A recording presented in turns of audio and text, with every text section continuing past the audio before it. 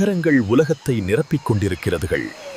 ஆனால் இன்னும் சில இடங்களில் மனிதன் காடாகவே வாழ்கிறான்.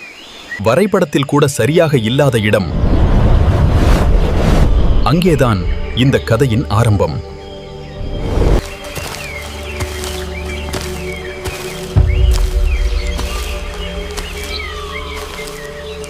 இந்த காடு இவர்களுக்கு நகரம், சூப்பர் மார்க்கெட், மருத்துவமனை, மரம், மண், இலை, இதுவே இவர்களின் வீடு. வேட்டை, மீன்பிடி, கனி சேகரிப்பு, 1000 ஆண்டுகள் மாறாத வாழ்க்கை. மின்சாரம் இல்லாத இரவுகள், ஆனால் கதைகளால் நிறைந்த வாழ்க்கை. ஒரு நாள் உலகம் அவர்களை கண்டது. நாகரிகம்